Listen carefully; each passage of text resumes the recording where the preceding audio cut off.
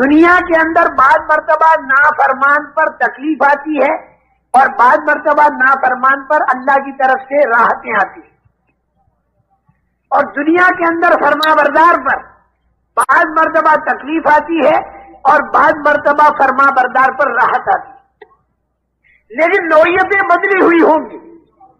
ایک بات یہ ذہن میں بٹھا دو، دیکھو ایک بات کو اچھی طرح سمجھ لو، اگر آدمی دنیا کے اندر کوئی گناہ کا کام کرتا ہے تو اللہ تعالیٰ فوری پکڑ نہیں فرماتے،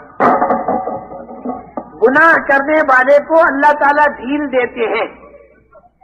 دیکھو اللہ تعالیٰ کے ہاں ظلم تو بالکل نہیں، لیکن ڈھیل بہت ہے۔ جہنم کی تکلیفیں، قبر کی تکلیفیں، دنیا کی تکلیفیں جتنی بھی انسان پر آتی ہیں، یہ اللہ کا ظلم نہیں بلکہ انسان کا کرتوت ہے۔ تو اللہ تعالیٰ کے ہاں ظلم تو ذرہ برابر نہیں، لیکن ڈھیل بہت ہے کہ جب آدمی گناہ کرتا ہے تو اللہ ڈھیل دے دیتا ہے، لیکن ڈھیل دینے کا مطلب نہیں کہ پھر وہ پکڑ نہیں کرے گا۔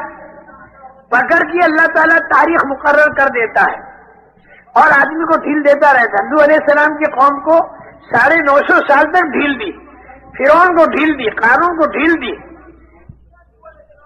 اس ڈھیل کے زمانے میں اگر آدمی کر لے وے توبہ اور پھر آ گئی وہ پکڑ کی تاریخ تو اللہ تعالیٰ اس کی پکڑ نہیں کرے گی، اور اگر ڈھیل کے زمانے میں آدمی کی بڑھ گئی غفلت اور بڑھتا رہا یہاں تک کہ آ گئی پکڑ کی تاریخ، جب وہ پکڑ کی تاریخ آ گئی تو فیضا جا اجلہم لا یستاخرون ساعۃ ولا یستقدمون، پھر اللہ پکڑ کو چھوڑتے۔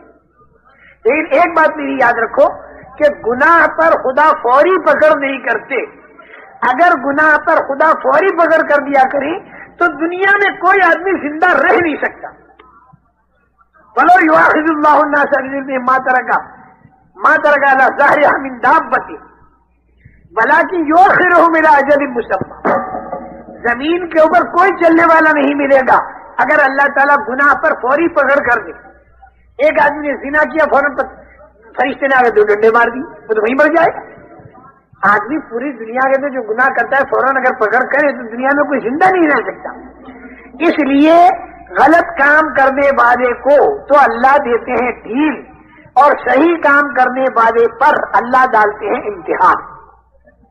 صحابہ کرام پر تو ڈال دیا امتحان، اور مشرکین مکہ کو دے دی ڈھیل۔ مشرکین مکہ یہ کہتے تھے کہ ہمارے تو 360 اور تمہارا 1،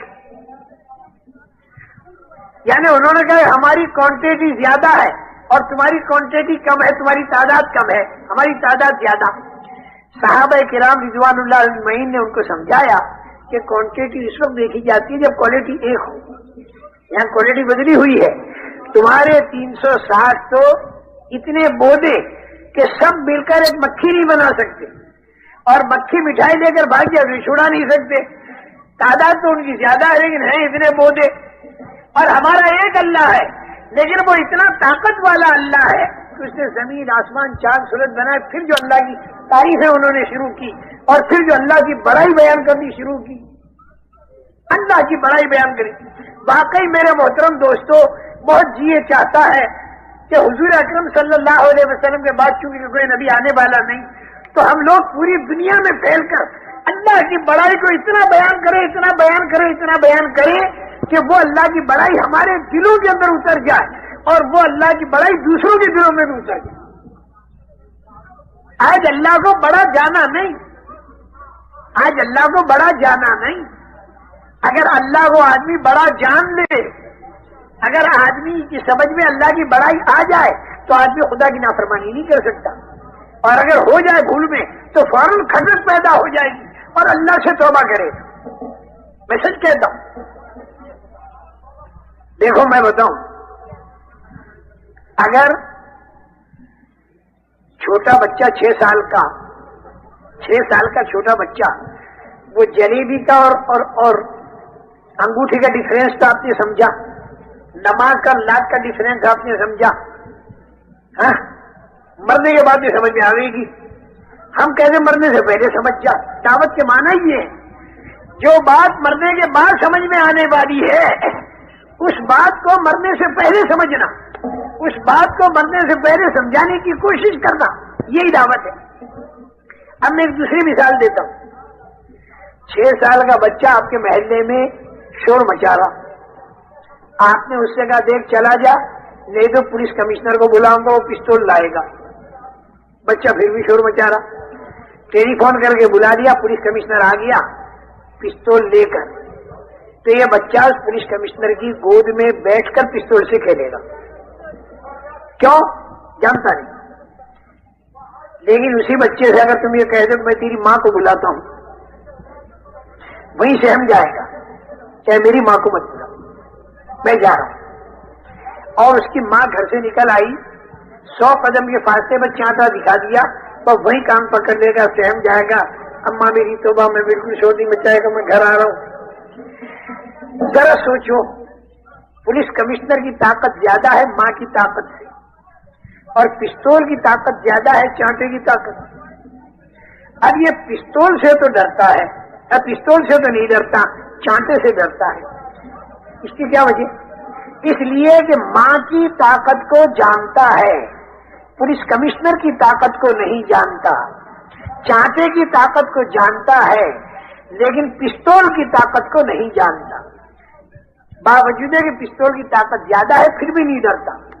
اسی طریقے سے میرے محترم دوستو، یہ عام انسان جو ہے یہ حکومت کی طاقت کو تو جانتا ہے۔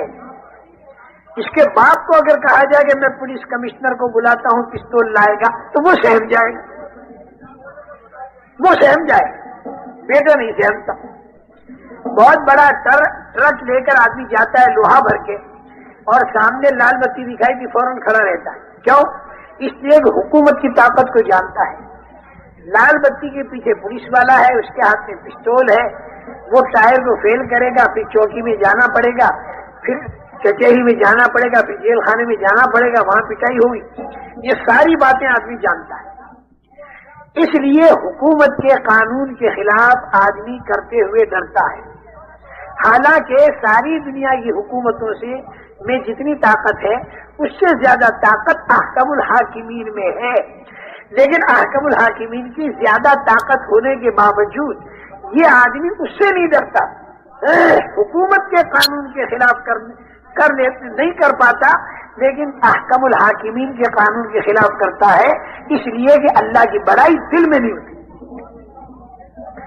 جیسے وہ بچہ پستول کو نہیں جانتا، ایسے اس کا بابا اللہ کو نہیں جانتا۔ وہ بابا پستول کو جانتا ہے، اس سے پستول سے ڈرتا ہے، لیکن اللہ کو نہیں جانتا۔ اس بنا پر انبیاء کرام علیہ السلام اپنی دعوت کے اندر اللہ کی عظمت اور بڑائی کو بیان فرماتے تھے، اور بھئی یہ ہمیں نہیں کرنا ہے، کیونکہ نبی کوئی آنے والا نہیں، نبی کوئی آنے والا نہیں۔ اچھا، زبان سے اگر ہم نے اللہ کو بڑا بولا تو یہ ایمان کا بول بنے گا، لیکن یہ اللہ کی بڑائی اگر دل کے اندر اتر گئی تو پھر میری بات کو یاد رکھو، یہ ایمان بنے گا، اور جب یہ ایمان بنے گا تو پھر یاد رکھنا ایمان پر جو خدا کے وعدے آسمانوں پر ہیں وہ وعدے اللہ کے زمین پر آئے۔ چنانچہ ان صحابہ کرام رضوان اللہ علیہم اجمعین نے ان سب کو یہی جواب دیا۔ وہ سارے تو سارے حیرت میں ہیں، کیونکہ ان کا تو ہزاروں سال کا عقیدہ ان کے بتوں کے بارے میں، تو انہیں تو بہت تعجب ہو رہا۔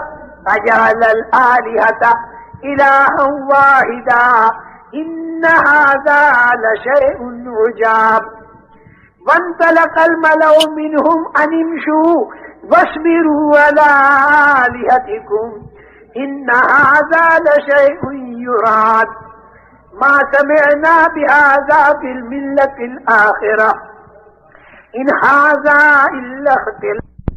بڑا تعجب انہیں، اپنے بتوں کو بالکل چپکے رہو، اب بالکل ان کی بات کو مت مانو، اور سارے معبودوں کو چھوڑ انہوں نے ایک کو دیا۔ لیکن صحابہ کرام رضوان اللہ علیہم کیا جواب دیتے تھے؟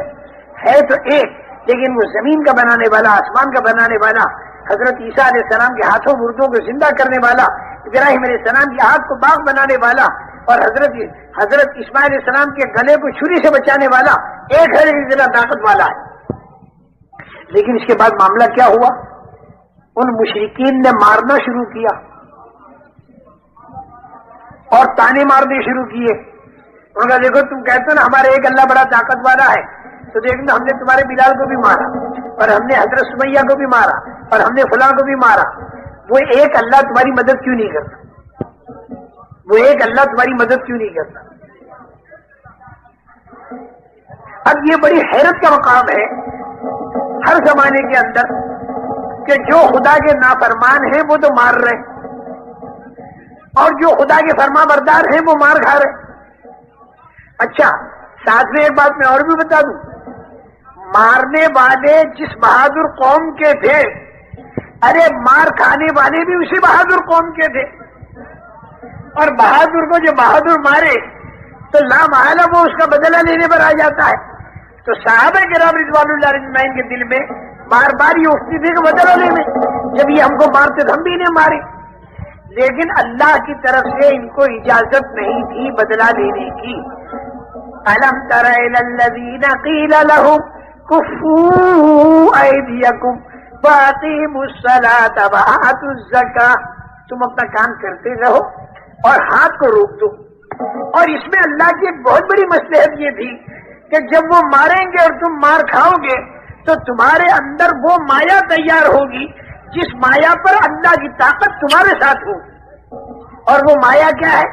صبر ہے، ایمان کی طاقت ہے، تقویٰ ہے، احسان ہے. یہ اندرونی طاقت تمہارے اندر پیدا ہوگی.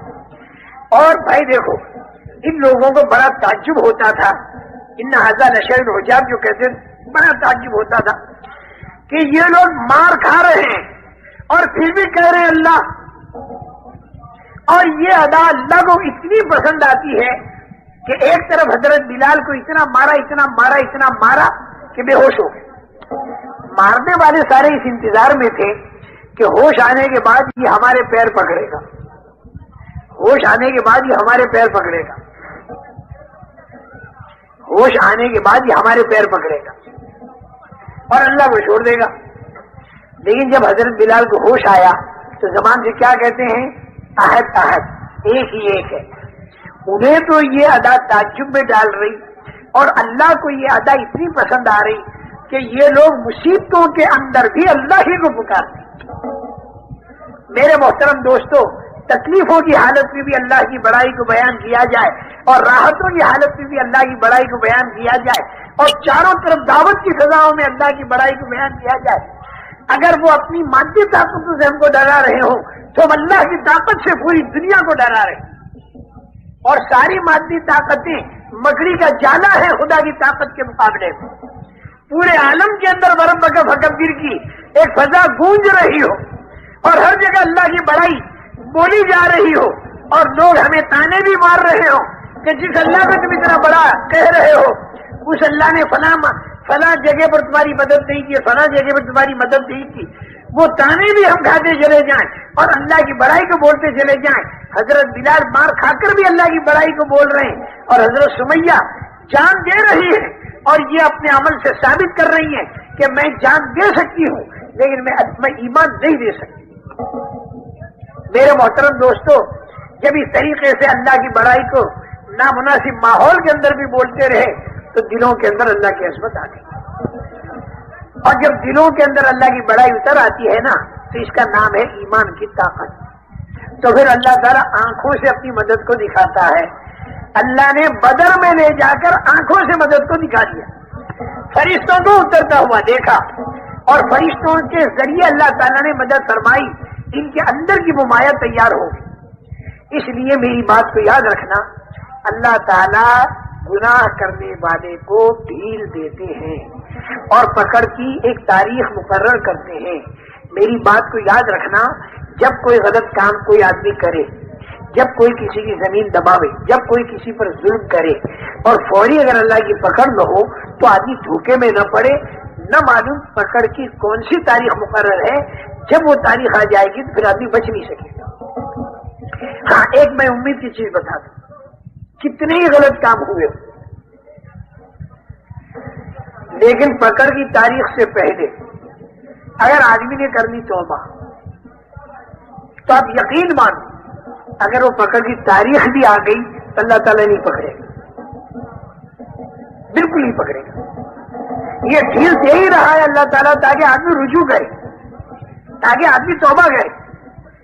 لعلہم یرجعون، آج خدا کہہ رہا کہ رے پلٹا کھا جا، اور جب آدمی پلٹا کھاتا ہے اور اللہ کی طرف توبہ کرتا ہے، رجوع کرتا ہے، تو اللہ کے روٹھے بندے جب اللہ کی طرف متوجہ ہوتے ہیں تو اللہ اتنے خوش ہوتے ہیں، اتنے خوش ہوتے ہیں، اتنے خوش ہوتے ہیں جس کی کوئی حد نہیں۔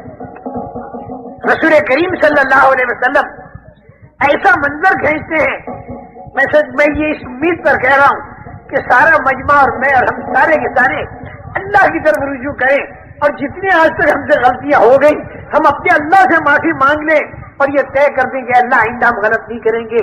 اس توبہ پر اللہ اتنا خوش ہوتا ہے، اتنا خوش ہوتا ہے کہ حضور اکرم صلی اللہ علیہ وسلم فرماتے ہیں کہ جیسے کسی دیہاتی کا جنگل بیابان میں اونٹ گم ہو جائے، کسی دیہاتی کا اونٹ گم ہو جائے، سارا کھانا پینے کا سامان اس اونٹ کے اوپر لدا ہوا تھا، اونٹ گم ہو گیا، تب یہ سمجھا میری موت آ گئی، ڈھونڈا نہیں ملا، اپنی جگہ پر آ کر مرنے کے لیے لیٹ گیا، تھوڑی دیر میں آنکھ کھلی تو اونٹ مل گیا اور اس کے اوپر سارا ساز و سامان بھی ہے۔ تو اس کو اتنی خوشی رسول کریم صلی اللہ علیہ وسلم اس دیہاتی کے خوشی کی منظر کھینچتے ہیں کہ اسے اتنی خوشی ہوئی کہ وہ بات الٹی کہہ رہا ہے۔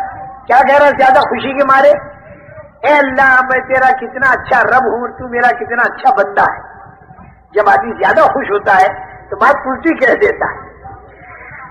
میرے محترم دوستو، رسول کریم صلی اللہ علیہ وسلم منظر کھینچ رہے دیہاتی کو خوش ہونے کا، اور بعد بھی یوں فرما رہے ہیں کہ جو اللہ کا روٹھا بندہ اللہ کی طرف متوجہ ہو جائے، توبہ کرے، للہ افرح، اللہ تعالیٰ اس دیہاتی سے بھی زیادہ خوش ہوتے ہیں۔ جو دیہاتی اونٹ کے ملنے پر خوش ہوتا ہے اس سے زیادہ اللہ اپنے اس بندے سے خوش ہوتے ہیں جو روٹھا بندہ اللہ کی طرف متوجہ ہو جائے اور جو اللہ کی طرف توبہ کرے۔ اور میں ایک بات اور سمجھا دوں کہ جو بندے اللہ کے روٹھے بندوں کو اللہ سے ملاویں تو وہ بندے اللہ کے کتنے محبوب بنے، ملکوں میں جا جا کر، قوموں میں جا جا کر، جنوبی امریکہ میں جا جا کر، مختلف ملکوں میں جا جا کر، پیدل سفر کر کر کے، خوب خرچے کر کر کے، خوب کرائے خرچ کر کر کے، سردیاں برداشت کر کے، گرمیاں برداشت کر کے، یہ جو حضرات کی پیدل جماعتیں پھرتی ہیں، کبھی ادھر سے ادھر جاتی ہیں، کبھی ادھر سے ادھر آتی ہیں، اندرون ملک میں بھی جو جماعتیں پھرتی ہیں، گشت کے اندر کبھی کھیت میں جاتے ہیں، کبھی دکان پر جاتے ہیں، آدمی آپ کو برا بھلا کہتا ہے، اس کی سہتے ہیں، جھیلتے ہیں، لاتے ہیں، بٹھاتے ہیں، اس کی خوشامدیں کرتے ہیں، اور اس کا رجوع اللہ کی طرف ہو گیا۔ جب ایک روٹھا بندہ اللہ کی طرف متوجہ ہو جاتا ہے، اللہ اتنے خوش ہوتے ہیں۔ تو جو بندے ان روٹھے بندوں کو اللہ سے جوڑتے ہیں، اللہ سے توڑنے والوں کو جو اللہ سے جوڑتے ہیں، ان کا مقام اللہ کے نزدیک کتنا اونچا ہوگا یہ تو معلوم ہوگا مرنے کے بعد۔ اللہ ہمیں موت تک اخلاص کے ساتھ اس کام کے اندر لگائے رکھے۔ اس لیے میرے محترم دوستو، دیکھو میری بات کو سمجھ لو، غلط کام کرنے پر بھی اگر اللہ کی پکڑ نہ آئے تو یہ کوئی تعجب کی چیز نہیں۔ شروع کے اندر اللہ ڈھیل دیتے ہیں، قرآن میں ساری قوموں کے قصے بتائے، لیکن وہ قومیں غفلت میں پڑی رہی اور جب وقت آیا تو تباہ اور برباد ہو گئے۔ الا قوم یونس، ایک قصہ اللہ نے حضرت یونس علیہ السلام یہ قوم کا ایسا بتایا کہ ڈھیل ان کو بھی دے دی اللہ، وہ بھی بت پرست سے نافرمان تھے، لیکن اس وقت موعود کے آنے سے پہلے قصہ ان کا یہ ہوا، بڑا امید افزا قصہ ہے۔ ہم سب کے لیے بڑی امید اس قصے سے، ہم سب کے لیے بڑی امید ہے، چاہے ہم کتنے قصوروار ہوں لیکن اللہ کی طرف اگر رجوع کریں تو یہ الا قوم یونس والا جو قصہ ہے اس سے بڑی امید بن جاتی ہے۔ دوسری قوموں کے قصے تو یہ بتاتے ہیں کہ ڈھیل میں غفلت بڑھی، اللہ کی پکڑ آئی، اللہ کا عذاب آیا۔ فَإِذَا جَاءَ أَجَلُهُمْ لَا يَسْتَأْخِرُونَ سَاعَةً وَلَا يَسْتَقْدِمُونَ۔ لیکن یونس علیہ السلام کی قوم کے قصے نے یہ امید بندھا دی کہ اگر اس پکڑ کے آنے سے پہلے آدمی نے اپنا رخ موڑ لیا اور اللہ کی طرف متوجہ ہو گیا تو پھر میری بات کو یاد رکھو کہ اگر وہ تاریخ آ بھی گئی اللہ پکڑ نہیں کرے۔ حضرت یونس علیہ السلام نے بہت سمجھایا، قوم نے نہیں مانا۔ حضرت یونس علیہ السلام نے انہیں خبر دے دی اب تم نہیں مانتے تو 3 دن پر خدا کا عذاب تم پر آئے گا اگر تم نے نہیں مانا. دوسری قوموں پہ اسی طریقے سے آ گیا. جتنی مہلت تھی اس مہلت میں انہوں نے نہیں مانا, عذاب آ گیا. حضرت یونس علیہ السلام انہیں خبر دے کر یہاں سے چل دیے, بستی چھوڑ کر نکل گئے. اچھا بھائی, ابھی خدا کا عذاب اس قوم پر آیا نہیں تھا لیکن اس کے آثار ظاہر ہوئے. کیوں کہ عذاب آ جانے کے بعد پھر ہٹا نہیں کرتا. یہ خوب یاد رکھنا. اللہ بھائی مجھے بھی محفوظ رکھے, تمہیں بھی محفوظ رکھے. بہت ہی ڈر لگتا ہے. اللہ اپنے عذاب سے ہمیں بچاوے, دنیا کے بھی, قبر کے بھی, حشر کے بھی, جہنم کے بھی, ہر طرف کی پکڑ سے اللہ تعالیٰ ہمیں بچاوے. اس لیے بھائی اللہ کی پکڑ بہت بڑی پکڑ ہوتی ہے. اللہ بڑے تو ان کی پکڑ بھی بڑی, اللہ بڑے تو ان کے انعامات بھی بڑے. یہ قوم پر خدا کا عذاب ابھی آیا نہیں لیکن اس کے آثار ظاہر ہو گئے. یہ قوم سنبھل گئی اور انہوں نے سوچا جیسے اور قوموں پر آثار آ کر پھر عذاب آ گیا اور قومیں تباہ اور برباد ہو گئی, اب ہماری تباہی بربادی کا وقت آ گیا. لہذا ہم اللہ سے توبہ کریں. توبہ کرنے کے لیے حضرت یونس علیہ السلام کو تلاش کریں. حضرت یونس علیہ السلام کو تلاش کیا تو حضرت یونس علیہ السلام نہیں ملے. حضرت یونس علیہ السلام نہیں ملے, وہ تو نکل چکے تھے. اب قوم نے کہا نبی تو مل نہیں رہے, ہم نے توبہ نہ کی تو ہم پر تو خدا کا عذاب آگے تباہ کر دے گا. نبی کہہ کر گیا کہ اگر تم نہیں مانتے تو 3 دن پر خدا کا عذاب آئے گا. ساری قوم کے مرد, عورتیں, بچے اور ان کے جانور سب کو لے کر باہر نکل گئے.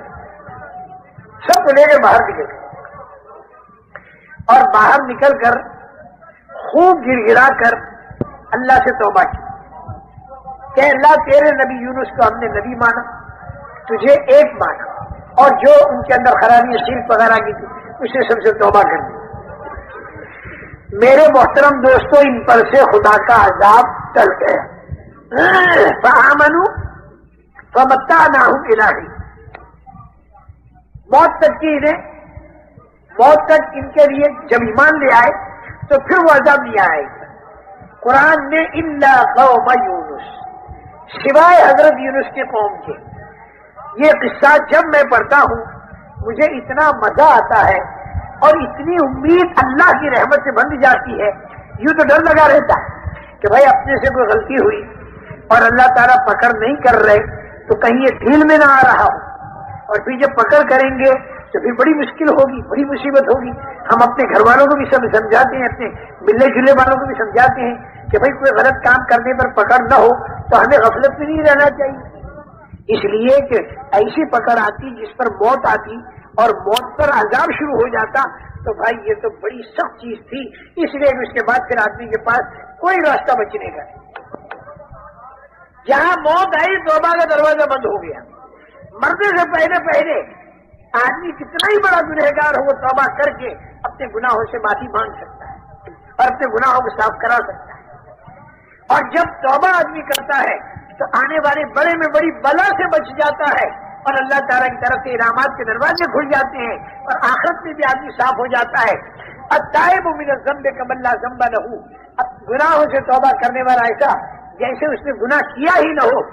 ارے دنیا کے اندر اگر کوئی آدمی جرائم کرے تو جرائم اس کے فائل کے اندر رہتے ہیں, تو اس نے معافی مانگی تو معافی نامہ بھی فائل کے اندر رکھ دیا. 25 سال کے بعد جب اس فائل کو نکالو گے تو جرائم بھی سارے فائل کے اندر ہوں گے, تو معافی نامہ بھی فائل کے اندر ہوگا. لیکن میرا اللہ ایسا کریم ہے, ایسا رحیم ہے, ایسا فضل و انعام والا ہے, اور ایسی اس سے امیدیں ہم وابستہ رکھتے ہیں کہ اگر سچی توبہ ہم نے کر لی تو التائب من الذنب کمن لا ذنب له. توبہ کرنے والا گناہ سے ایسا ہے جیسے اس نے توبہ کیا ہی نہ ہو. فرشتوں کے دفتر سے وہ گناہ صاف کر دیا جاتا ہے. ہاتھ پیر بھول جاتے ہیں, قیامت کے دن گواہی نہیں دیں گے, زمین کے ٹکڑے گواہی نہیں دیں گے, فرشتے گواہی نہیں دیں گے. کسی قسم کی رسوائی ذلت اس توبہ پر نہیں, اس گناہ پر نہیں ہوگی جو گناہ توبہ کر کے آدمی نے معاف کرا دیا. کتنا ہی بڑا گناہ ہو مرنے سے پہلے معاف ہو جاتا ہے. اور بھائی میں نے یہ دیکھا کہ جماعتوں میں جب آدمی پھرتا ہے اسے اچھا ماحول ملتا ہے تو وہاں آدمی کو توبہ کی توفیق بھی زیادہ ملتی ہے. میں نے بہت لوگوں کو دیکھا میرے سامنے تو بے حساب آدمی ایسے ہیں کہ جو جماعتوں میں پھرے اور پھر جو اللہ نے ان کو توبہ کی توفیق دی اور پھر جو انہوں نے توبائیں کی ہیں ایسی ایسی توبائیں. ایک شرابی کبابی بالکل خراب ہے. اے اللہ رات کو تہجد میں اٹھا, اے اللہ میں تیرا قصوروار بندہ ہوں, تیرے نیک بندوں کے ساتھ آیا ہوں, میں ہی قصوروار ہوں. اصحاب کہف سارے اچھے تھے, ان کے ساتھ ایک کتا تھا, وہ کتا بھی اچھا بن گیا. یہ سارے جماعت والے اصحاب کہف جیسے ہیں اور میں کتے جیسا ہوں, ان کے ساتھ لگ گیا. اے اللہ تو میری غلطیوں کو معاف کر دے, میں آئندہ کبھی غلطی نہیں کروں گا. یا اللہ وہ ایسا روتا تھا کہ صاحب مجھے بھی یعنی دل میرا بھی نرم ہوا اور میں بھی چپکے سے اٹھ کے اس کے پیچھے بیٹھ گیا, اسے معلوم نہ ہو. رات کا اندھیرا تھا اور وہ اپنے مولا کے سامنے گر گرا رہا تھا. ہم ہی لوگ اسے گشتے لائے تھے, گش میں ہم ہی لوگ لائے تھے. لیکن بھائی جتنا آدمی اندھیرے میں سے آتا ہے تھوڑا سا اجازہ بھی اسے مل جائے تو اس کی قدر کر لیتا ہے. بہت رویا, بہت رویا, اور میں بھی اس کے پیچھے بیٹھا ہوا روتا رہا. لیکن اس کے رونے سے بھی رونا آیا. میں نے اے اللہ کیا کتنا ہی روئے گا, ہوئے تیرا بندہ, لیکن اس وقت تیرے دربار کے اندر توبہ کرتے ہوئے آ رہا ہے اور رات کے 3 بجے ہیں.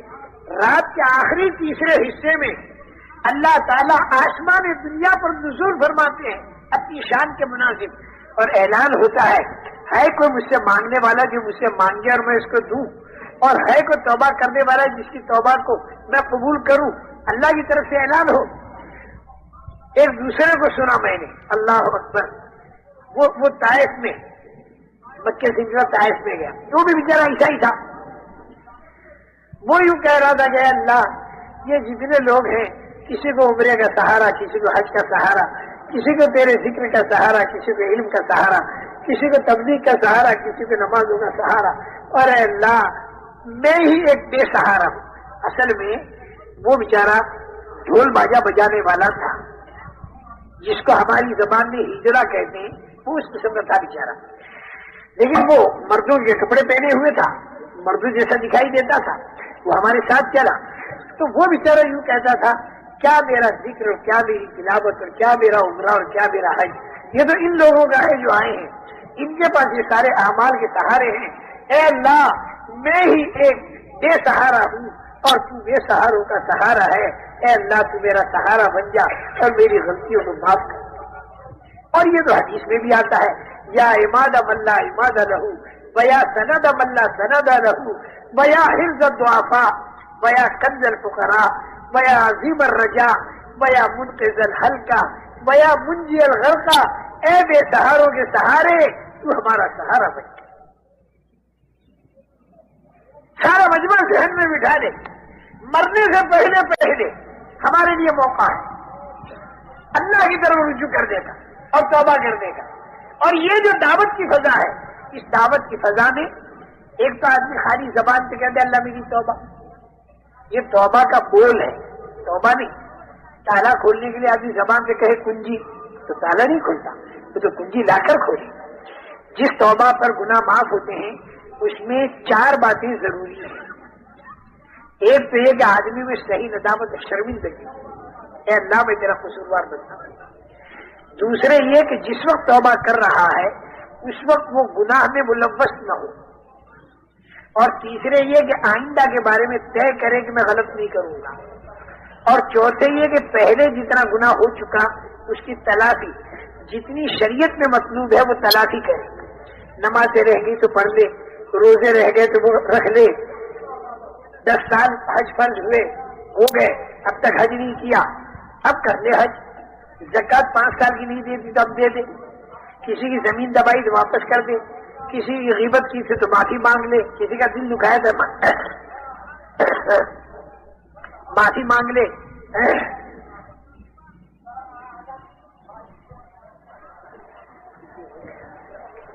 حقوق العباد جتنے وہ سارے ادا کر دے. اگر اس ترتیب سے توبہ ہو گئی تو پھر یاد رکھنا جیسے ماں کے پیٹ سے ابھی نکلا, بالکل پاک تھا, اور وہ آگے جا کے پھر گناہ کرنے لگے, پھر توبہ کر. مرنے سے پہلے توبہ کے دروازے کھلے ہوئے. اچھا میں یہ بات کہہ رہا تھا کہیں بیچ میں رہ نہ جائے, میں یہ کہہ رہا تھا کہ بعض مرتبہ آدمی بھلا ہوتا ہے اور اس پر تکلیفیں آتی ہیں, اور بعض مرتبہ آدمی برا ہوتا ہے اور اس پر راحتیں آتی ہیں. تو وہ مضمون میرا بیچ میں رہ گیا. کئی باتیں ضروری میں نے عرض کر دی. اور دیکھو دنیا کے اندر اللہ امتحان دو طریقے سے دیتا ہے. نافرمانی کے باوجود اگر دنیا کا ساز و سامان ملے تو یہ برکت نہیں، خوب یاد رکھیں، بلکہ یہ مہلت ہے. یعنی یہ خدا کا قہر ہے بصورت مہر، یعنی بتاشے میں زہر. خوب دکان چل رہی باوجود نافرمانیوں کے، تو یہ تو بہت گھبرانے کی چیز ہے. ایک آدمی کہنے گا میری دکان میں بڑی برکت ہے، میں نے کہا نافرمانی تو نہیں. بولے نافرمانی کے بغیر تو دکان چل نہیں سکتی. تو میں نے کہا نافرمانی کے ساتھ برکت ہو نہیں سکتی. اس نے کہا میرے تو ہو رہی. میں نے کہا کیا ہو رہی؟ اس نے کہا آمدنی بہت ہو رہی. میں نے کہا دیکھ، آمدنی کا بہت ہونا برکت نہیں. قارون کی بھی آمدنی بہت تھی. نافرمانی کے ساتھ جو آمدنی بہت ہو تو اس کی مثال ایسی ہے جیسے ایک آدمی جس کو فائلیریا کی بیماری ہو گئی. فائلیریا کی بیماری میں بدن میں ورم آ جاتا ہے، بدن سوج جاتا ہے، بدن سوج کے موٹا ہو گیا. اب یہ فائلیریا کی بیماری والا یوں کہے کہ دیکھو میں بھی پہلوان ہو گیا. بھائی کیسے؟ وہ کہتے دیکھو پہلوان کا بدن بھی موٹا اور میرا بدن بھی موٹا. دیکھو وہ فرما بردار حضرت سلیمان علیہ السلام، داؤد علیہ السلام صاحب، ان کے پاس بھی مال دولت بہت تھی، اور جب قارون فرعون کے پاس بھی مال دولت بہت تھی.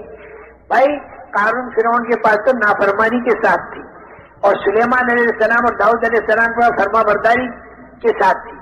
اور فرما بردار کو اگر اللہ تعالیٰ ساز و سامان دے تو وہ ایسا ہے جیسے پہلوان، اور نافرمان کو اگر اللہ ساز و سامان دے تو وہ ایسا ہے جیسے فائلیریا کی بیماری والا. فائلیریا کی بیماری والے کا بدن بھی موٹا، تو اس کا آپ سمجھاؤ گے کہ تیرا بدن ہے برمیلا اور پہلوان کا بدن ہے گٹھیلا. فرما بردار کے ساتھ ملنے والی نعمتیں جیسے پہلوان کا گٹھیلا بدن، اور نافرمانی کے ساتھ ملنے والا ساز و سامان. نعمت کہتے ہوئے میں ذرا ڈر رہا ہوں، اگرچہ انعام کا حدیث میں بھی آتا ہے. تو نافرمان کو ملنے والا ساز و سامان یہ ایسا ہے جیسے برمیلا بدن. یہ دو مثالیں یاد رکھنا، دیکھنا زندگی بھر کام آئی.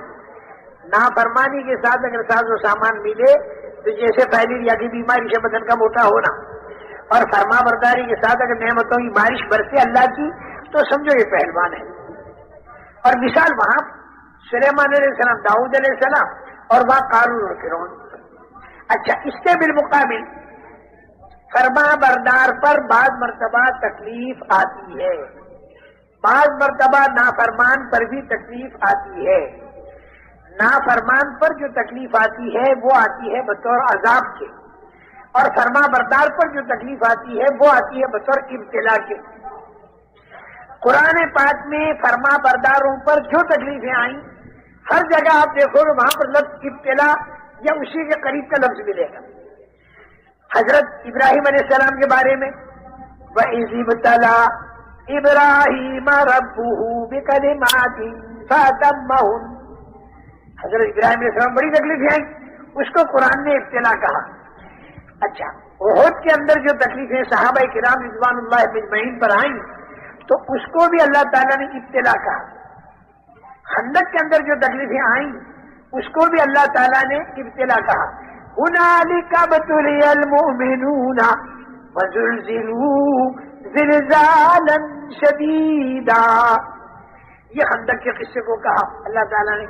اور احد کے بارے میں اللہ نے کیا کہا؟ لِيَبْتَلِيَكُمْ. اللہ نے تمہیں ابتلا میں ڈال دیا. ایسے عام مسلمانوں کے بارے میں جو فرما بردار ہیں ان کے بارے میں اللہ کیا کہتے ہیں؟ وَلَنَبْلُوَنَّكُمْ. ضرور بھی ضرور ہم تمہیں آزمائیں گے. اس بنا پر میرے محترم دوستو، جو تکلیفیں فرما برداری کے ساتھ آتی ہیں وہ تو ہے ابتلا، اور جو تکلیفیں نافرمانی کے ساتھ آتی ہیں وہ ہے عذاب. وَلَنُذِيقَنَّهُم مِّنَ الْعَذَابِ الْأَدْنَىٰ دُونَ الْعَذَابِ الْأَكْبَرِ لَعَلَّهُمْ يَرْجِعُونَ. مصلحت اللہ کی یہ ہوتی ہے، نافرمانی پر اللہ تعالیٰ اگر کوئی تکلیف ڈال دے تو اس میں مصلحت اللہ کی یہ ہوتی ہے کہ بڑا عذاب جو مرنے کے بعد آنے والا ہے اس کے پہلے پہلے اس چھوٹی سی سزا پر آدمی اللہ کی طرف رجوع کر لے، کیونکہ اللہ آج تجھے کہتا ہے پلٹا کھا جا، اگر آج تو پلٹا نہ کھایا تو مرنے کے بعد تو اللہ سے کہے گا پلٹا کھلا دے، تو اللہ پلٹا نہیں کھلائے گا۔ حتی اذا جاء احدهم الموت قال رب ارجعون، جب موت آتی ہے تو یہ آدمی کہتا ہے کہ اے میرے پروردگار تو میرے کو واپس کر دے، تو مرنے کے بعد اے میرے بندے تو کہے گا میرے کو واپس کر دے، تو اللہ کہے گا کل اب میں نہیں کرتا۔ اور اس دنیا کے اندر تھوڑی تھوڑی سی تکلیفیں ڈال ڈال کر اللہ تعالیٰ یہ کہتا ہے کہ واپس ہو جا، مغضوب علیہم والا راستہ چھوڑ دے اور انعمت علیہم والے راستے پر آ جا، ضالین والا راستہ چھوڑ دے، ضلالت والا راستہ چھوڑ دے اور تو ہدایت والے راستے پر اور صراط مستقیم کے اوپر تو آ جا، الحمدللہ رب العالمین والے راستے پر تو آ جا۔ اس لیے میرے محترم دوستو، اللہ تعالیٰ کی طرف سے نافرمانی پر جو تکلیفیں آتی ہیں وہ بطور عذاب کے ہوتی ہیں تاکہ آدمی پلٹا کھا جائے، اور اگر فرما برداری پر بھی کوئی تکلیف آئی تو وہ تکلیف بطور ابتلا کے ہوتی ہے، اور فرما برداری کے ساتھ والی تکلیف کا انجام خدا کی رحمت ہے، اور نافرمانی کے تکلیف پر اگر توبہ نہ کی تو پھر اس کا انجام جو ہے تکلیفوں کا بڑھتا جانا ہے۔ اور دونوں تکلیفوں میں زمین آسمان کا فرق ہے۔ دیکھیں میں اس کے حصے مثال دوں، طوطے کو پنجرے میں نہیں، یہ دونوں تکلیفوں کے اندر زمین آسمان کا فرق ہے۔ ایک آدمی نے غصے کے اندر چھرا مارا اور زہر میں ڈبا کر چھرا مارا، پورے بدن میں پھوڑے پھوڑے ہو گئے، زخم ہو گیا۔ اب یہ آدمی ڈاکٹر کے پاس گئے تو ڈاکٹر صاحب نے کہا کہ بھائی دیکھو زہر پورے بدن میں چڑھ چکا ہے، اس کے علاج پر 2000 روپیہ خرچ ہوگا، 15 انجیکشن لگاؤں گا، 40 دن تک کڑوی دوا پینی پڑے گی، پرہیز کا بد مزہ کھانا یا بے مزہ کھانا کھانا پڑے گا، اور یہ جتنے پھوڑے ہو گئے ہیں یہ پھوڑے زہریلے ہیں، تو ان سارے زہریلے پھوڑوں کا آپریشن ہوگا اور تم 2 مہینے کے اندر ٹھیک ہو جاؤ۔ اب دیکھیے ڈاکٹر جو ہے یہ اس کے اوپر آپریشن بھی کر رہا ہے، کڑوی دوا بھی پلا رہا ہے، انجیکشن بھی مار رہا ہے۔ جس آدمی نے غصے میں چھرا مارا اور یہ ڈاکٹر بھی چھرا مار رہا ہے۔ اب یہ اگر ڈاکٹر سے یوں کہے کہ ڈاکٹر صاحب ہم تو آئے تھے آپ کے پاس تاکہ ہم کو راحت ملے اور آپ بھی ہمارے کو اتنی لمبی سوئی داخل کر رہے اور آپ بھی ہم کو چھرا مار رہے، اس نے بھی چھرا مارا آپ بھی چھرا مار رہے، نہیں میرے بھائی، غصے والا چھرا تو مار ڈالنے کے لیے تھا اور آپریشن والا چھرا تندرستی کے لیے ہے۔ نافرمانی کے ساتھ جو تکلیف آتی ہے وہ تکلیف تو وہ ہے جو آدمی کو پریشان کرنے والی، اور فرما برداری کے ساتھ جو تکلیف آتی ہے وہ ایسی ہے جیسے ڈاکٹر کا آپریشن آئندہ جا کے ٹھیک ہوگا۔ اسی لیے وَلَنَبْلُوَنَّكُمْ والی جو آیتیں ہیں اس کے آخر میں اللہ تعالیٰ نے کیا فرمایا؟ وَلَنَبْلُوَنَّكُمْ بِشَيْءٍ مِّنَ الْخَوْفِ وَالْجُوعِ وَنَقْصٍ مِّنَ الْأَمْوَالِ وَالْأَنفُسِ وَالثَّمَرَاتِ۔ اللہ تعالیٰ فرماتے ہیں کہ ہم ضرور بھی ضرور تمہیں آزمائیں گے اور ٹھوک بجا کر دیکھیں گے، اس میں کبھی خوف، کبھی بھوک، کبھی مال کی کمی، پھلوں کی کمی،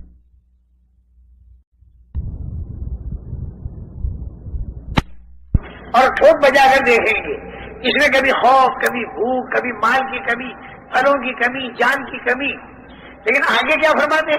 وَبَشِّرِ الصَّابِرِينَ الَّذِينَ إِذَا أَصَابَتْهُم مُّصِيبَةٌ قَالُوا إِنَّا لِلَّهِ وَإِنَّا إِلَيْهِ رَاجِعُونَ۔ صبر کرنے والوں کو اور جھیلنے والوں کو خوشخبری سنا دو کہ جب ان کے اوپر کوئی تکلیف آتی ہے تو وہ یہ کہتے ہیں کہ انا للہ و انا الیہ راجعون، ہم اللہ کے ہیں اور اللہ کی طرف جانے والے۔ اگر ہمارا مال لوٹا تو وہ بھی اللہ کی طرف چلا گیا، دکان پر آگ لگائی تو وہ بھی اللہ کی طرف چلی گئی، رشتے داروں کو مار دیا تو وہ بھی اللہ کی طرف چلا گیا، اور مجھے بھی اللہ کی طرف جانا ہے اور اللہ ہی مجھے اس کا بدلہ دے گا۔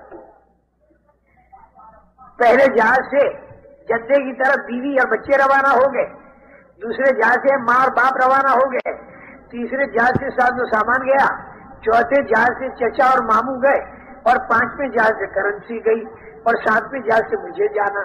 तो हर आदमी यूं कहेगा जो फला फला तो पहुंच गए, फला फला तो पहुंच गए। तो भाई जो कुछ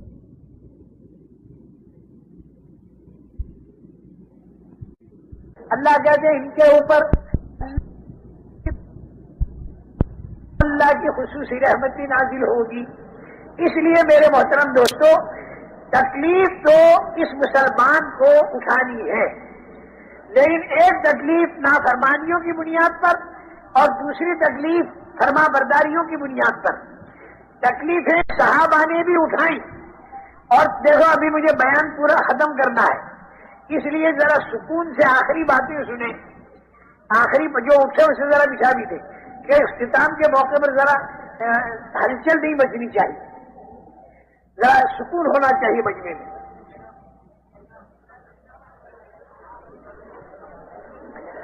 देखो, तकलीफें सहाबा ने भी उठाई और तकलीफें आज भी उम्मत उठा रही है, लेकिन आज उम्मत की परेशानियां बढ़ रही हैं और बेदीनी फैल रही है। और सहाबा की तकलीफों के उठाने पर अल्लाह की रहमतें नाजिल हुई और ईमान दुनिया में फैला, और इतना फैला कि उस वक्त में तो रिश्तेदार तक मानने को तैयार नहीं थे। रसूल करीम सल्लल्लाहु अलैहि वसल्लम के रिश्तेदार तक मानने को तैयार नहीं थे। 13 साल तक लड़ाइयां करते रहे, और मदीना मुनव्वरा जब आप तशरीफ ले गए तो बदर, ओहद और खंदक 5 साल तक वहां पर भी लड़ाइयां करते रहे। वो तरीका जो पूरे आलम के अंदर पहुंचाना है, उस तरीके को रिश्तेदार मानने को तैयार नहीं थे। लेकिन उन तकलीफों का नतीजा ये निकला कि आज लाखों की मिकदार में तो इस मजमे में बैठे और करोड़ों की मिकदार में पूरे आलम में फैले हुए उतबा और शैबा, जो रिश्तेदारियों के अंदर भी थे, दूर से कई रिश्तेदारियां भी थी, वो तो मुकाबला कर रहे हैं। और शुक्र है अल्लाह का, खुशनसीबी है अल्लाह जल्ल जलालुहु व मनवालुहु की तरफ से हमारी सआदतमंदी और खुशनसीबी है कि बावजूद कि हम हुजूर अकरम सल्लल्लाहु अलैहि वसल्लम से हजारों मील दूर हैं और 1400 साल दूर हैं, लेकिन जब हमारी आंख खुलती है तो हमारी जबानों पर अशहदु अल्ला इलाहा इल्लल्लाह व अशहदु अन्ना मुहम्मदुर रसूलुल्लाह, ये नतीजा है उन तकलीफों का। आज जो तकलीफ उम्मत उठा रही, इसके नतीजे में तो दुनिया में दहरियत को कुव्वत पहुंच रही और उम्मत की बलाएं और ज्यादा बढ़ रही। सहाबा ने जो तकलीफें उठाई, इस पर पूरे आलम में ईमान फैला, पूरे आलम में ईमान फैला, और इसके साथ साथ में खुदा की रहमत बरसी। बस आखिरी मेरी बात समझ लो, दोनों तकलीफों में फर्क क्या है। आज की तकलीफ तो अल्लाह के अहकामात तोड़ने की बुनियाद पर आ रही। पूरे आलम के अंदर, उम्मत के अंदर से दीनदारी निकल गई, जिसके बारे में हुजूर अकरम सल्लल्लाहु अलैहि वसल्लम ये फरमाते हैं, इज़ा तबायातुम बिलईना व अखज़तुम अज़नाबल बकर व रज़ीतुम बिज़्ज़र व तरक्तुमुल जिहाद सल्लल्लाहु अलैकुम ज़ुल्लन ला यंज़िउहु हत्ता तरजिउ इला दीनिकुम। जब तुम्हारी तिजारतें गलत हो जाएं और जब तुम बैलों की दुमों को पकड़ने लगो और जब तुम खेतियों पर राजी हो जाओ और जब तुम अल्लाह के दीन की जद्दोजहद को छोड़ बैठो, तो हुजूर अकरम सल्लल्लाहु अलैहि वसल्लम फरमाते हैं कि तुम्हारे ऊपर अल्लाह ताला जिल्लत को मुसल्लत करेगा, और वो जिल्लत उस वक्त तक नहीं हटेगी जब तक कि तुम अपने दीन पर ना आ जाओ, यानी दीन की मेहनत पर ना आ जाओ। दीन एकम का लफ्ज़ तो हदीस में है, और ए इला जिहादिकुम का जो लफ्ज है वो उसकी तशरीह लिखने वाले ने कहा है। मेरे मोहतरम दोस्तों, सहाबा किराम रिज़वानुल्लाह अजमईन ने दावत का काम किया, उसके लिए तरह तरह की तकलीफें उठाई, तकलीफें उठाकर अल्लाह से दुआ मांगी। अल्लाह ताला ने वो दिन दिखाया कि 10,000 के मजमे को लेकर रसूल करीम सल्लल्लाहु अलैहि वसल्लम मक्का मुकर्रमा की तरफ रवाना हुए, क्योंकि सुलह हुदैबिया का जो मुआहदा था वो मक्के के मुशरिकीन ने तोड़ दिया। सुलह हुदैबिया वाला मुआहदा मुशरिकीन मक्का ने तोड़ दिया। मक्का मुकर्रमा में जब दावत दी जाती थी تو وہاں پر بھی اعتراضات، یہاں پر مجبور ہو کر انہوں نے صلح کی تو یہ صلح کو توڑ دیا. تو رسول کریم صلی اللہ علیہ وسلم مکہ مکرمہ کی طرف 10,000 کا مجمع لے کر گئے. تو مکے کے جتنے بے ایمان اور کافر اور مشرک تھے وہ سارے کے سارے خوب ڈرے، اور انہوں نے یہ سوچا کہ 13 سال مکے کے، 8 سال مدینے کے، 21 سال کی بھڑاس یہ سارے مسلمان آج نکالیں گے اور ہمارے کو خوب قتل کریں گے اور بوٹیاں ہماری نوچی جائیں گی. یہ ان کو ڈر تھا. ابو سفیان جاسوسی کے لیے نکلے، مشرکین کی طرف سے 2 آدمی اور بھی لیے. حضرت عباس رضی اللہ تعالیٰ عنہ نے ابو سفیان کو پکڑ لیا، ایک خیمے میں لیا، ذہن بنایا حضرت عباس نے، اور اسلام پر آمادہ کر کے حضور اکرم صلی اللہ علیہ وسلم کی خدمت میں لائے. حضور اکرم صلی اللہ علیہ وسلم نے پوچھا کہ اے ابو سفیان، اب تک تیری سمجھ میں یہ بات نہیں آئی کہ سوائے خدا کے کوئی معبود نہیں؟ تو ابو سفیان نے یوں کہا کہ اگر سوائے خدا کے کوئی ہمارا معبود ہوتا تو وہ بدر میں ہماری مدد کرتا اور ان مارکوں میں ہماری مدد کرتا. تو اب تو ہمیں حالات نے اس بات کو بتا دیا کہ سوائے خدا کے ہمارا کوئی معبود نہیں. اتنی بات تو ہماری سمجھ میں آ گئی. پھر ارشاد فرمایا کہ ابھی تک یہ تمہاری سمجھ میں نہیں آیا کہ میں اللہ کا سچا رسول ہوں؟ تو ابو سفیان نے یوں کہا کہ آپ یہ بات جو ہے یہ دل کو نہیں اتر رہی، یہ بات ہمارے دل کو نہیں اتر رہی، کیونکہ شروع سے یہ لوگ حضور اکرم صلی اللہ علیہ وسلم پر مختلف لائن کی باتیں کرتے آئے، مختلف لائن کی باتیں. تمہارے جو داداؤں کے دادا لؤئی ہیں انہیں زندہ کر کے دکھاؤ. یہ جو تم کہتے ہیں نا مرنے کے بعد زندہ ہوں گے، تو مرنے کے بعد کیسے زندہ ہوگا؟ وہ لؤئی کو زندہ کر کے دکھا دو اور وہ زندہ ہو کر اور گواہی دے دے تمہاری نبوت. جس کو میں نے بیچ میں چھوڑ دیا کہ جس وقت آدمی، اس وقت میں آدمی 5.25 فٹ کا ماں کے پیٹ سے جب آیا تھا تو 1 بارش کا، ماں کے پیٹ میں چند انگل کا، اور اس کے پہلے منی کے 2 قطرے، اور اس کے پہلے غذا کے اندر پھیلا ہوا یہ انسان، کیونکہ غذا سے منی بنتی ہے، اور غذا سے پہلے یہ انسان کہاں بکھرا ہوا تھا؟ سورج کی کرنوں میں، ہوا کی لہروں میں، بارش کے قطروں میں، چاند کی روشنی میں، تاروں کی تاثیر میں، زمین کے ذرات میں، کھاد کی گندگی میں یہ انسان بکھرا ہوا تھا. اس بکھرے ہوئے انسان کو اللہ نے سمیٹا، اناج کی شکل دے دی، مرد عورت نے کھایا تو منی کی شکل دے دی، دونوں ملے تو انسان کی شکل دے دی. حالانکہ سورج کروڑوں میل دور ہے، چاند لاکھوں میل دور ہے.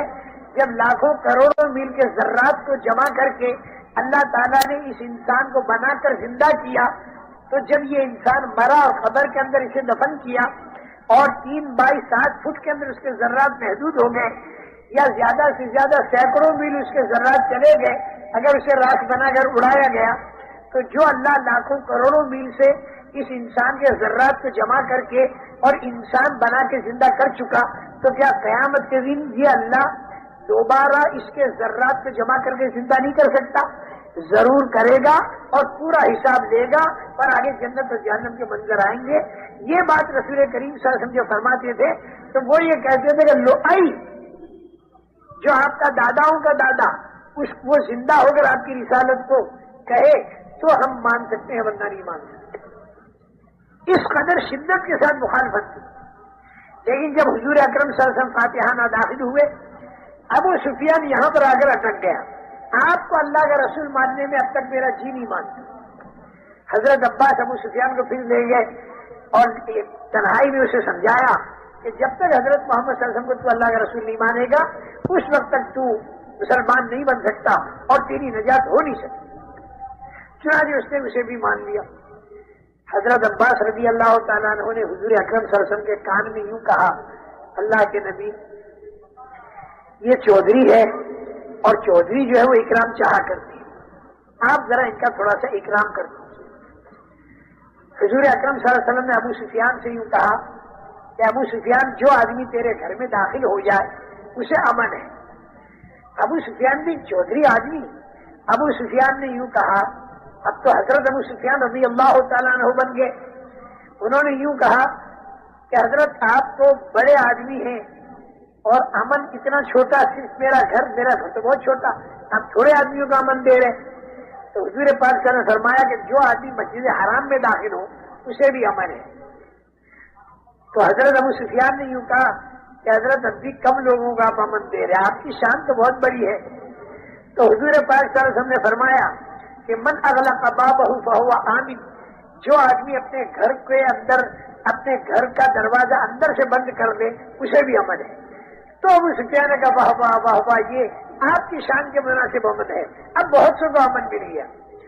پھر یہ ابو سفیان اندر داخل ہوئے مکے میں اور نوجوانوں کو جمع کیا اور جمع کر کے یوں کہا کہ دیکھو رات کے اندھیرے میں جن کو نکالا تھا نا وہ دن کے اجالے میں 10,000 کے ساتھ آ رہے, لیکن اتنے با اخلاق ہیں کہ ان سے کوئی امن مانگتا ہے تو امن دے دیتے ہیں.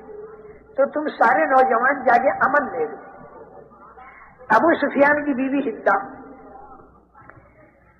یہ بہت ہی سخت مسلمانوں کے خلاف تھی, بعد میں مسلمان بن گئی تھی لیکن اس دن تو سخت خلاف تھی. ہندا نے ان نوجوانوں سے یوں کہا کہ اس ابو سفیان کی بات کو مت مانو بلکہ اسی کو قتل کرو. 21 سال تک جن سے ہماری لڑائیاں رہی ہوں اب ہم جا کے ان سے امن مانگیں؟ بالکل نہیں امن مانگتے. تو ابو سفیان نے کہا دیکھو اس عورت کی بات میں آئیو مت, یہ عورت تم سب کو مروا دے گی. یہی وہ ہندا تھی کہ جس نے احد کے اندر حضرت حمزہ رضی اللہ تعالیٰ عنہ کے پیٹ کو چیرا اور آپ کی ناک مبارک کو کاٹا, کان کو کاٹا, گلے کا ہار بنایا, پیٹ چیر کر اندر سے کلیجہ نکال کر چبایا. اور حضور اکرم صلی اللہ علیہ وسلم نے جب احد کے سارے شہداء کا معائنہ فرمایا اور جب دیکھا کہ مدینہ منورہ میں سے گھر گھر کے اندر سے عورتوں کے رونے کی آواز آ رہی ہے, کسی کا بھائی شہید تو کسی کا بیٹا شہید, آپ معائنہ فرماتے ہوئے حضرت حمزہ کی لاش کے پاس پہنچے اور جب ناک اور کان کٹی ہوئی اور پیٹ کٹا ہوا اور اندر سے کلیجہ نکلا ہوا تو حضور اکرم صلی اللہ علیہ وسلم کا دل بھر آیا, سینہ بھر آیا اور آپ کی زبان سے ایک جملہ نکلا وَحَمْزَةُ لَا بَوَاكِيَ لَهُ. یہ جتنے شہداء یہاں پر پڑے ہوئے ہیں ان کی رونے والیاں مدینہ منورہ کے اندر موجود ہیں اور ساری کی ساری رو رہی ہیں. میرا چچا حمزہ اس پردیش کے اندر اس حالت کے اندر پڑا ہوا ہے کہ اس کی کوئی رونے والی بھی. مدینہ منورہ کی عورتوں تک جب یہ بات پہنچی تو وہ عورتیں گھروں سے باہر نکل آئیں اور حضور اکرم صلی اللہ علیہ وسلم کی خدمت میں حاضر ہوئی اور یہ عرض کیا کہ اے اللہ کے نبی, حضرت حمزہ کی رونے والیاں مدینے کی ساری انصار کی عورتیں ہیں, نوحہ اس وقت تک حرام نہیں ہوا تھا, ہم ساری کی ساری حمزہ کے لیے رونے والیاں ہیں. یہ منظر سارا حضرت حمزہ کا ہندا کی وجہ سے ہوا تھا. یہ ہندا آج بھی بہت سا, لیکن ایک دن گزرا, دوسرے دن ہندا دوڑی ہوئی جا رہی, پوچھا گیا ہندا کہاں جا رہی ہو؟ یہ ہندا جو ہے نا یہ عتبہ کی بیٹی اور یہ ہندا جو ہے ابو سفیان کی اور یہ حضرت امیر معاویہ کی والدہ, ابو سفیان کی بیوی, یزید کی دادی اور ربیعہ کی پوتی. یہ سارا سلسلہ نسب ہے, بہت سخت. لیکن دوسرے دن جو دیکھا پوچھا کہ ہندا تم دوڑی ہوئی کہاں جا رہی ہو؟ انہوں نے کہا میں حضرت محمد صلی اللہ علیہ وسلم کی خدمت میں جا رہی ہوں اور وہاں پر جا کر میں مسلمان بنوں گی اور بیعت ہو جاؤں. تو پوچھا گیا کل تک تو تم اتنی سخت تھی, آج اتنی نرم کیسے ہو گئی؟ تو ہندا نے یوں کہا کہ میں نے ان لوگوں کے اخلاق اور ان کی عبادت نے مجھے متاثر کی. دعوت نے اتنے اونچے اخلاق تک پہنچایا تھا کہ جس مکہ مکرمہ میں اتنے مظالم ہوئے اسی مکہ مکرمہ میں جب فاتحانہ داخل ہوتے ہیں تو اندر کا جذبہ یہ تھا, اندر کا جذبہ بدلہ لینے کا نہیں تھا بلکہ اندر کا جذبہ یہ تھا کہ کسی صورت سے ان کو ہدایت مل جائے اور یہ جہنم سے ہٹ جائیں اور جنت والے راستے بن جائیں. حضرت خالد کے کانوں پر پڑی ہے کہ اس کے بعد میں حضرت خالد کا بھی دل پسیجا اور مدینہ منورہ پہنچے ہیں, جا کے مسلمان بنے ہیں اور سارے مدینے والوں نے ان کا استقبال کیا ہے. حالانکہ گھر گھر کے اندر کوہرام مچا ہوا تھا اور گھر گھر کے اندر گھر گھر کے اندر رونا مچا ہوا تھا. ان لوگوں کے دلوں میں بدلہ لینا تھا ہی نہیں, ان کے دلوں میں یہ تھا کہ کسی صورت سے ہدایت یہ دل میں اتر جائے اور یہ مرنے کے بعد عذاب قبر کے اندر مبتلا نہ ہو اور یہ جہنم میں نہیں۔ اللہ نے یوں کہا کہ میرا ذہن تو یہ تھا کہ خوب گانے ہوں گے کیونکہ مکہ فتح ہوا ہے، باجے بجائے جائیں گے، ڈھول بجائے جائیں گے اور مردوں کو قتل کیا جائے گا اور مکہ مکرمہ کی گلیوں کے اندر خون کے اندر لاشیں تڑپ رہی ہوں گی اور مکے کی عورتوں کی عصمت دریاں ہو رہی ہوں گی۔ آج تو مکے میں یہ سب کچھ ہونے والا ہے کیونکہ یہ مسلمان 21 سال کی بھڑاس دکھا دے، کیونکہ جو مظالم ان مسلمانوں پر کیے گئے ہیں یہ مسلمان اسے بھول نہیں سکتے، مظلوم بھی نہیں بھول سکتا اور ظالم بھی نہیں بھول سکتا۔ حضرت صدیق اکبر رضی اللہ تعالیٰ عنہ کا درجہ سپریم کورٹ کے جج کا تھا، حرم میں بیٹھ کر وہ فیصلے چکایا کرتے تھے، لیکن جب وہ مسلمان بنے اور دعوت دینے کے لیے کھڑے ہوئے تو حضرت صدیق اکبر کو جوتے چہرے کے اوپر مارے اور سر کے اوپر مارے۔ سپریم کورٹ کے جج کو چہرے کے اوپر جب جوتے مارے جا رہے ہوں اس مقام پر کہ جس مقام پر بیٹھ کر وہ انصاف دیا کرتا، یہ وہ مکہ مکرمہ تھا کہ جہاں پر حضور اکرم صلی اللہ علیہ وسلم کے چہرے اندر پر تھوکا کرتے تھے اور آپ کی پیٹھ مبارک پر مٹی ڈالا کرتے تھے۔ یہی وہ مکہ مکرمہ تھا کہ جہاں پر دو بیٹیوں میں ایک ساتھ میں طلاق پڑی۔ یہی وہ مکہ مکرمہ کہ جس کے اندر سے حضرت زینب رضی اللہ تعالیٰ عنہا جو حضور کی بڑی صاحبزادی حالت حمل میں جب مدینے کی طرف نکلی ہے تو آپ کو برچھا مارا گیا اور اونٹنی کے اوپر سے حضرت زینب گر پڑی، برچھے کی وجہ سے خون چالو ہو گیا اور حمل کے ساکت ہونے کا خون چالو ہو گیا اور راستے میں تڑپ رہی ہیں۔ حضور اکرم صلی اللہ علیہ وسلم مدینہ منورہ پہنچ چکے ہیں اور حضرت رقیہ جو ہے یہ حبشے میں ہے، ہجرت کر کے گئی ہوئی ہے اور حضرت فاطمہ اور حضرت ام کلثوم مدینے کی طرف جا رہی ہے اور حضرت زینب مکے کے قریب تڑپ رہی ہیں۔ وہاں پر کوئی ہاسپٹل بھی نہیں ہے، کچھ بھی نہیں، اور مکہ مکرمہ انہیں واپس لایا گیا اور اسی زخم کی حالت میں مدینہ منورہ چند دنوں کے بعد میں وہ پہنچی اور اسی زخم کی حالت میں تھوڑی مدت کے بعد میں ان کا انتقال ہوا اور حضور اکرم صلی اللہ علیہ وسلم قبر میں تشریف لے گئے دفن کرنے کے لیے۔ آپ کے چہرے کے اوپر غم تھا، جب دفن کر کے باہر تشریف لائے آپ کے چہرے پر خوشی تھی۔ لوگوں نے پوچھا، ارشاد فرمایا مجھے یہ ڈر تھا کہ کہیں میری بیٹی زینب کے اوپر قبر کے اندر عذاب نہ ہو جائے۔ میں نے اپنے اللہ سے دعا مانگی، مجھے یہ معلوم ہوا، خبر ملی اللہ کی طرف سے کہ آپ کی بیٹی پر عذاب نہیں ہوگا۔ عذاب کے ڈر سے تو میرے چہرے پر غم تھا اور جب مجھے معلوم ہوا کہ عذاب نہیں ہوگا تو میرے چہرے پر خوشی آئی۔ کتنی فکر کی چیز ہے مرنے کے بعد والی زندگی۔ تو ہندا یہ کہہ رہی تھی کہ یہ سارے مناظر ہمارے سامنے تھے، اس بنا پر آج ہماری موٹیاں نوچی جائیں، لیکن آدھی رات تک میں انتظار کرتی رہی، لیکن جب میں نے دروازہ کھولا اور جب میں باہر نکلی تو پورے مکے میں اندھیرا تھا۔ میں حیرت میں پڑ گئی، یا اللہ یہ کیسی فتح ان مسلمانوں کی، کوئی خوشی ان کے دلوں میں نہیں اس مکے کے فتح ہونے کی۔ چاروں طرف دیکھا 10,000 آدمی گئے، کہاں گئے؟ چاروں طرف تلاش کیا، نہیں ملے۔ تو پھر میں حرم شریف کے اندر مسجد حرام کے اندر میں گئی تو میں نے دیکھا کہ یہ سارا کا سارا 10,000 کا مجمع حرم شریف کے اندر اللہ کی عبادت میں لگا ہوا ہے اور اللہ کے سامنے دعائیں مانگنے کے اندر لگا ہوا ہے اور نمازوں کے اندر لگا ہوا ہے، اور یہ ہماری قریش کی ہدایت کے لیے دعا مانگ رہا ہے۔ ارے ہم تو ان کو موت کے گھاٹ اتارنے کے پیچھے پڑے ہوئے تھے اور یہ ہم کو جنت کی طرف پہنچانے کے پیچھے پڑے۔ میرا دل پسیج گیا۔ آج کی رات کی جتنی عبادت اس مسجد حرام میں ہوئی اتنی عبادت میں نے کبھی نہیں دیکھی، خدا کی عبادت ہوتی۔ اب میں حضور اکرم صلی اللہ علیہ وسلم کی خدمت میں جا رہی ہوں، وہاں پر بیٹھ کر بیعت ہوئی اور بیعت ہونے کے بعد ہندا نے یوں کہا حضور اکرم صلی اللہ علیہ وسلم سے کہ کل یہی وقت تھا، مکے کے باہر آپ کا 10,000 کا مجمع وہاں پر بیٹھا ہوا تھا، سب کے خیمے لگے ہوئے تھے اور سب کے بیچ میں آپ کا خیمہ تھا اور سارے خیموں میں سب سے زیادہ مبغوث اور دشمن خیمہ مجھے آپ کا دکھائی دے رہا تھا۔ اور آج میں دیکھ رہی ہوں اس مکہ مکرمہ کے اندر کہ آپ کا خیمہ بیچ کے اندر ہے اور سارے خیموں میں آپ کا خیمہ میرے دل میں محبوب خیمہ ہے۔ میری نگاہ بدل گئی اور میرا دل بدل گیا۔ میرے محترم دوستو، اس دعوت نے اتنے اونچے اخلاق تک پہنچایا۔ دعوت والی زمین ہو، ایمانیات کی جڑ ہو، اور اس کے ساتھ میں عبادات کا تنا ہو، اور اس کے ساتھ میں دین کا درخت ہو، اور اخلاق کا پھل ہو، اور اخلاق کا رس ہو، تو پورے عالم کے اندر اللہ کا دین پھیل سکتا ہے۔ لیکن ابتدا دعوت سے ہوگی اور انتہا اخلاق اور اخلاص پر ہوگی۔ یہ ابتدا ہمیں اس انتہا تک پہنچا دے۔ حضور اکرم صلی اللہ علیہ وسلم 10,000 کے مجمع کو لے کر داخل ہوئے تو پہلے آپ بیت اللہ شریف کے اندر گئے، سارا مجمع باہر تھا اور کفار بھی باہر تھے۔ بہت دیر تک آپ نے خدا کی عبادت کی اور راز و نیاز کی جو باتیں کرنی تھی وہ کر لی۔ پھر آپ باہر تشریف لائے، سارے مشرکین سہمے ہوئے تھے، ایک اشارے پر ہمارے گلے کٹیں گے۔ آپ نے پوچھا بتاؤ میرے بارے میں تمہارا کیا خیال ہے؟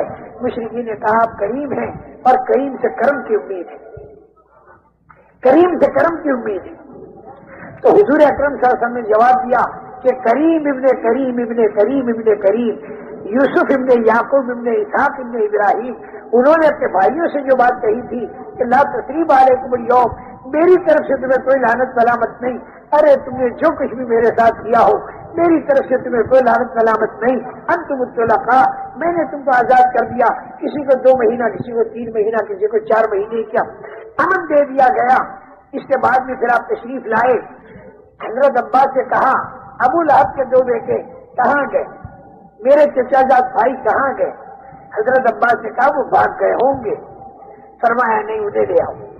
حضرت عباس ڈھونڈ کے لائے، ایک عتبہ ایک معتب، کیونکہ عتیبہ تو کسی سفر میں گیا تھا، وہیں پر اس کو کسی جانور نے کھا لیا تھا، یہ عتبہ اور معتب 2 رہ گئے تھے۔ حضور اکرم صلی اللہ علیہ وسلم نے ان کو دعوت دی تو ان لوگوں میں دل پسیج گئے، اس لیے کہ ماں نے کیا کیا تھا حمالۃ الحطب اور باپ نے کیا کیا تھا اور کتنا ستایا تھا، اور آج حضور اکرم صلی اللہ علیہ وسلم ہمیں جنت میں چلنے کی دعوت دے رہے ہیں۔ دونوں کے دونوں مسلمان بن گئے۔ ابو لہب کی بیٹی حضرت برہ رضی اللہ تعالیٰ عنہ مسلمان بنی اور یہ بھی دونوں مسلمان بنے، معتب بھی مسلمان بنے۔ پھر حضور اکرم صلی اللہ علیہ وسلم ان دونوں بھائیوں کو لے کر بیت اللہ شریف تشریف لے گئے اور وہاں پر جا کر بہت دعا مانگی، اور اس کے بعد میں باہر تشریف یعنی آپ تشریف لائے۔ حضرت عباس نے آپ کا چہرے انور دیکھا، پوچھا کہ حضرت آپ کا چہرہ بہت خوش ہے، کیا بات ہے؟ یوں فرمایا کہ میں نے اپنے چچا کے 2 بیٹے اللہ سے مانگے تھے، اللہ نے مجھے 2 بیٹے دے دیے، اس کی خوشی میں میرا چہرہ اس کی خوشی کے اندر چمک رہا ہے۔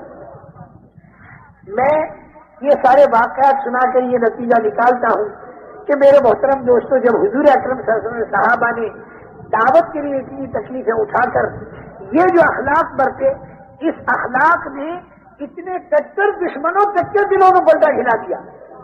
آج ہمیں بھی دعوت سے شروع کرنا ہے اور اخلاق تک پہنچنا ہے اور پورے عالم کے اندر پھرنا ہے، جو تکلیفیں ہیں اسے برداشت کرنا ہے، جو راحتیں ملے اس کو اللہ کی نعمت سمجھنا ہے اور پورے عالم کے اندر پھرنا ہے۔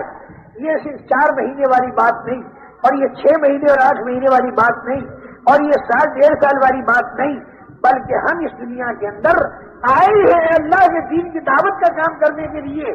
ہم کھانے اور کمانے کے لیے نہیں آئے، کھانا اور کمانا ہماری ضرورت کی چیز ہے، اس کو مختصر کر کے ہمیں بقدر ضرورت لگنا ہے، اور اللہ کے دین کی دعوت اور اللہ کے دین کی محنت میں ہمیں اپنی پوری جان اور پورا مال لگا دینا ہے۔ جس کے ہاتھوں جتنے انسانوں کو ہدایت ملتی چلی جائے گی، ان سب کو جتنی بڑی جنت ملے گی، جو سبب بنے گا اللہ تعالیٰ اس کو اتنی بڑی جنت دے گا۔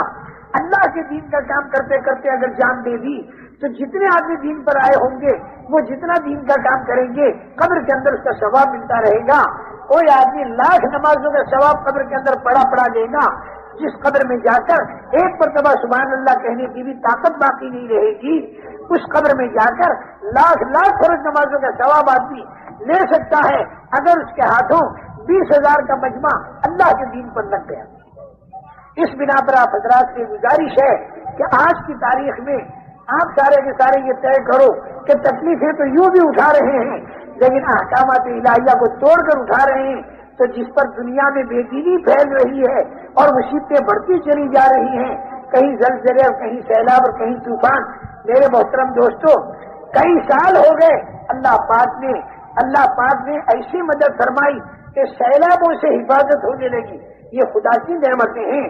اس نعمت کی قدر کرنی چاہیے. اس نعمت کو پورے عالم کے اندر پھیلانا چاہیے. اس نعمت کو لے کر ہم جب مراکش گئے تو ایک مراکشی نے میرا دامن پکڑا اور چیخے مار کے رویا اور یوں کہا کہ اے ایشیا کے مسلمانوں، تم قیامت کے دن خدا کو کیا جواب دو گے؟ تم لوگوں کا دامن ہوگا اور ہمارا ہاتھ ہوگا اور ہم خدا سے شکایت کریں گے کہ 40 سال سے ان کے پاس یہ دین کا کام پہنچا اور یہ اس کے بعد ہمارے پاس آئے. ہمارے باپ اور ہمارے رشتے دار جو بے دینی کی حالت میں مر گئے، ارے قبر میں ان کا کیا ہو رہا ہوگا. اتنے استحزار کے ساتھ چیخے مار مار کے وہ رو رہا تھا. میرے محترم دوستو، آج لوگ بغیر کلمہ نماز کے مر کے قبروں کے اندر جا رہے ہیں. ارے ان کے مرنے سے پہلے پورے عالم کے اندر یہ مجمع پھیل جائے اور گھروں پر، دروں پر، دکانوں پر، کھیتوں پر جا کے خوش آمدید کر کے اس دعوت کی فضا کو قائم کرے تاکہ لوگ مرنے سے پہلے توبہ کر کے اور ایمان والی زندگی پر آ جائیں. اس کے لیے آپ حضرات سے گزارش ہے کہ مختلف حلقے آپ حضرات کے بنے ہیں. اللہ آپ حضرات کی جزائے خیر دے. اب تک مختلف نام بھی آئے ہیں لیکن جتنا بڑا مجمع ہے اس کے حساب سے نام آنے چاہیے. 1.5 سال کے بھی نام دیکھو. نیت تو یہ کرو کہ اس کام کو کام بنانا ہے اور پوری زندگی ہمیں اللہ کے دین کا کام کرنا ہے. سلبتوں کے اندر کاروباری گھریلو رنگ کو دیکھنا ہے اور انشاءاللہ اسی میں اللہ برکت دے گا. چاہے کتنی استعداد تمہاری ہماری کم ہو اور چاہے کتنا وقت تمہیں کاروباری گھریلو رنگ میں کم ملے، لیکن اللہ کی برکتیں، اللہ کی نصرتیں، اللہ کی مدد حق ہیں. جو اللہ پہلی صدی میں تھا وہی اللہ آج بھی ہے. اس کے خزانے بھی وہی ہیں، اس کی طاقت بھی وہی ہے، قرآن بھی وہی ہے، حدیث بھی وہی ہے، رسول بھی وہی ہے، کعبہ بھی وہی ہے. صرف ہم اسی کام کو لے کر کھڑے ہو جائیں تو خدا کی مدد وہی آئے. اب ہمتیں کر کے بولو، کون تیار ہے 1.5 سال کے لیے؟ پہلے نیتیں تو کرو پورے عالم میں جانے کی اور زندگی بھر کام کرنے کی، اور اس کی ابتدا 1.5 سال سے کرو، 12 مہینے سے کرو، 8 مہینے سے کرو اور اللہ کا نام دے کر اپنا نام لکھواؤ. دیکھیں بسم اللہ کون کرتا ہے؟ مجمع بڑا ہے، اپنے اپنے حلقوں میں وہاں نام لکھواؤ اور جو قریب ہے وہ یہاں نام لکھواؤ.